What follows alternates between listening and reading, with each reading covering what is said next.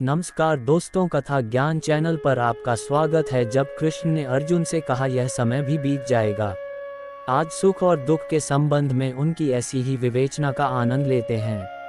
श्री कृष्ण और अर्जुन की मित्रता से हर कोई परिचित है। हालांकि यह मित्रता बराबरी की नहीं थी। अर्जुन सदैव ही श्री कृष्ण को अपना स्वामी, भगवान और पथ प्रदर्शक मानते थे और उनसे जीवन के हर अवसर पर मार्गदर्शन लेना नहीं भूलते थे। हेलो गाइस, वीडियो को लाइक कर देना और चैनल पर नए हो तो चैनल को सब्सक्राइब जरूर कर लेना। एक तरह से उन्होंने अपने जीवन की दौड़ श्री कृष्ण को सौंप दी थी। महाभारत युद्ध के बाद एक दिन दोनों बैठकर जीवन दर्शन पर बातचीत कर रहे थे। इसी समय अर्जुन ने कहा, हे वासुदेव, संसार में हर कोई सुख की कामना करता है और जीवन पर्यंत उसकी प्राप्ति के लिए प्रयास भी करता है। फिर क्यों दुख जीवन में प्रवेश करता है? दुख रूपी भावना के निर्माण का अर्थ ही क्या है? क्यों इसकी सृष्टि की गई? यदि दुख होता ही नहीं तो जीवन कितना आसान हो जाता। सुख और दुख दोनों विरोधी भाव हैं और इनकी आवाजाही ने आम जीवन को दुखी कर रखा है। सुख और दुख एक दूसरे के विरोधी नहीं। अर्जुन की बात सुनकर श्री कृष्ण ने कहा, हे पार्थ, सबसे पहली और आवश्यक बात यह जान लो कि सुख और दुख एक दूसरे के विरोधी नहीं बल्कि पूरक हैं।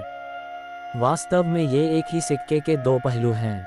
यदि दुख ना हो तो सुख की अनुभूति भी ना हो पाएगी। जब दुख आता है उसके बाद ही सुख की प्राप्ति की इच्छा होती है, नहीं तो व्यक्ति सुख की कीमत जान ही नहीं पाता। यह बात सुनकर अर्जुन ने कहा, हे कृष्ण, तब एक ऐसा वाक्य कहिए जिसे दुख में पड़ा जाए तो मन सुख पाए और सुख में पड़े तो मन नियंत्रित हो जाए, अर्थात वह बात सुख और दुख में समान रूप से प्रभावी। कृष्ण ने मुस्कुराते हुए कहा, यह समय भी बीत जाएगा।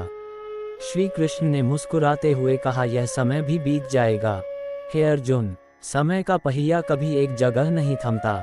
दुख आया तो एक दिन जाएगा ही और सुख आया तो वह भी एक दिन जाएगा ही, और यह भी तय है कि दोनों बारी बारी वापस लौट कर आएंगे ही, क्योंकि यही जीवन है। अर्जुन ने तुरंत ही श्री कृष्ण की चरण वंदना की और कहा, सत्य है प्रभु, अब कोई संशय नहीं, समय सबसे बलवान है। यही सत्य है दोस्तों, समय सबसे बलवान है। उसे अपनी गति से आना है और जाना है। उसके हर कदम के साथ कभी सुख तो कभी दुख को भी जीवन में आना है। इन दोनों के आने से व्यक्ति को घबराना नहीं चाहिए, क्योंकि समय कब एक सा रुका है। जब